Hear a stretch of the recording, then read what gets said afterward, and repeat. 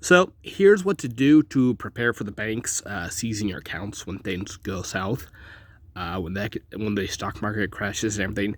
So what you want to do to prepare for it, because right now they're not letting you take your money out or anything. So, um, take out what you can, take out what cash you can.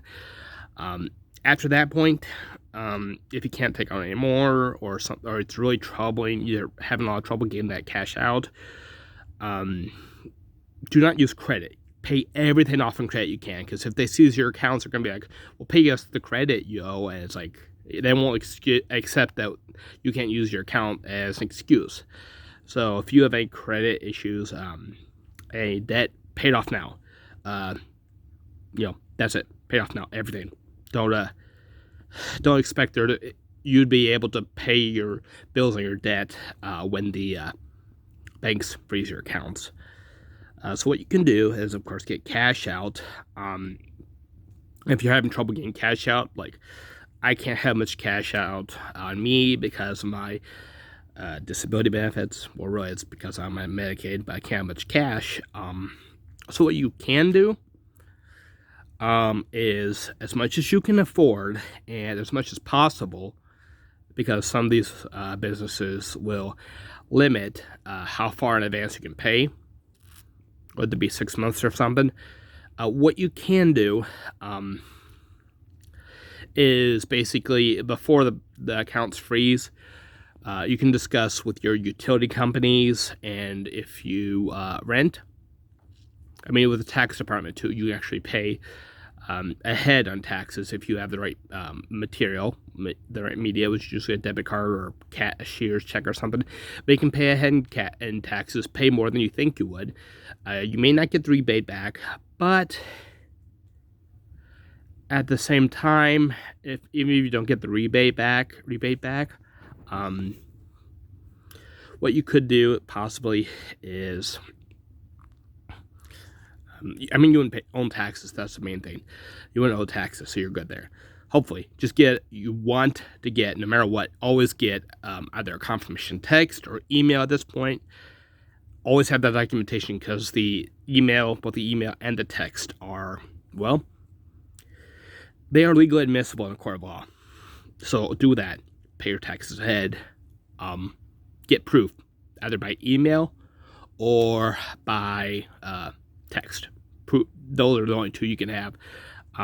So then there is also the issues of utilities. Like I said, pay them as much in advance as you can. Because that's all credit. Hopefully the banks will let you do that before things go south, because they're having trouble getting the cash out. You can still use your card and everything, so that's not a problem. But the cash would be a problem. So just pay all your utilities ahead as much as you can, both financially and what they'll allow. And same thing with rent. If you are in an apartment, pay your rent ahead as far as you can. Sometimes they have policies where you can only pay rent ahead so far. Some won't let you pay ahead, or sometimes it's a certain dollar amount. But pay it ahead as much as you can afford, as much as they will let you. But always as much as you can afford. Don't count on the banks freezing. I think it's a very high probability, but it's not certain. So don't empty your savings completely, but do what you can. Get the cash you can out. Pay everything ahead you can, which would be digitally, so you can actually have credit. And again, have them show in an email or text that you have that they did receive the payment. Same thing if you have a home you rent from a landlord or something. Make sure they send you a text or an email saying, yeah, you paid for us in advance. Okay. However, the landlord, if you aren't in a major apartment building, like the people eventually above me actually own the property, and they get the money from me, so I should be okay. But if you're a landlord, like if you're in a house or something, and your landlord is leasing and does not own the building and the land, they're charging you for something they're paying for. Don't don't be there, because if their accounts freeze, they'll just kick you off no matter what, because they can't pay the rent and that. So then the rent gets, the land might get taken from them because they owe money and they can't pay it. So their land could be taken from them, and then at that point you're just out money. So don't count on an apartment where the owner, where the person, your landlord, is leasing the property and does not own it. So don't count on that. And some landlords will be really defensive and try to say they own the property when they don't. So find out for sure. Find out proof. I think you can go to the your county building or whatever and check the title. See who, which property, who the property is in the name of. So those are some things you can do. Right now I'm trying to earn a lot of money, as much money as I can through apps, and I'm going to be telling you guys these apps I'm using.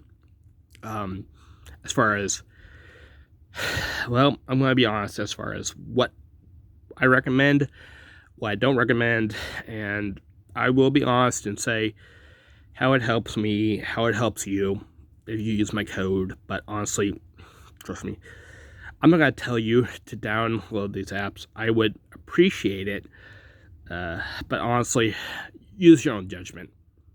I'm not sponsored. I'm not gonna be like, download this app, it's so great. It's like, you might, I mean, if you use it, you probably will earn a little money and it'll help. But in all reality, yeah, it's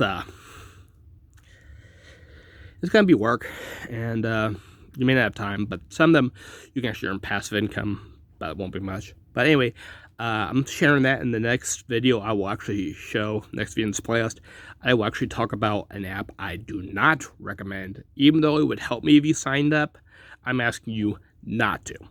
Okay, see you in the next video.